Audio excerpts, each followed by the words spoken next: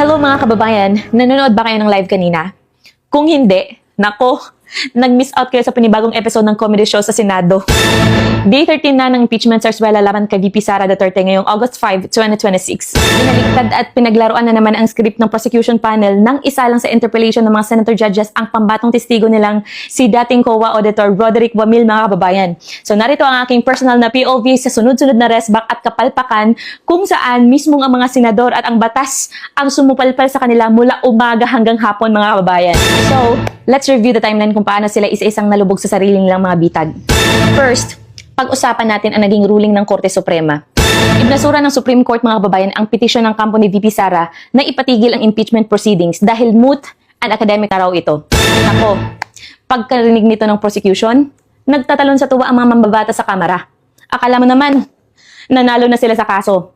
Sabi nila mga kababayan, katunayan daw ito na tama ang kanilang ginagawa. Pero, hello, huminga muna kayo ng malalim at magbasa ng buong desisyon. Ibinasura ng Supreme Court ang petisyon dahil sa tinatawag na judicial courtesy at separation of powers. So, ibig sabihin, hinahayaan lang ng Korte Suprema na mag-aksaya ng oras at magbangayan ang mga politiko sa Senado habang gumugulong ang proseso. Hindi ibig sabihin yan na guilty si VP Sara o tama ang mga inventong ebidensya ninyo. Ipinagpatuloy lang ang trial pero wala kayong nakuha na legal na validation mula sa Supreme Court. Pangalawa, naghain ng motion ang prosecution na tanggapin ng Senado bilang ebidensya ang mga naging hearings sa Kamara mga kababayan.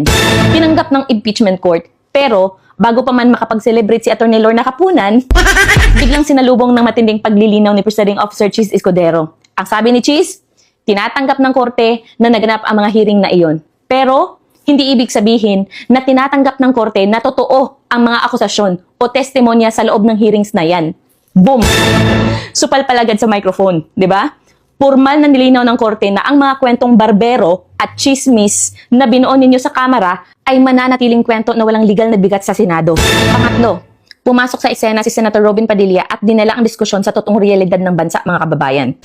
Hayagang tinanong ni Senator Padilla ang testigo ukol sa tunay na pinaglalaanan ng confidential funds.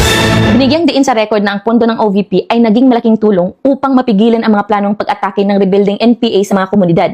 Pera ng bayan, ipinagtanggol ang bayan laban sa mga terorista. So parang sinabi na rin ni Senator Robin Padilla mga kababayan sa prosecution na krimen ba ang protektahan ang mga Pilipino laban sa NPA?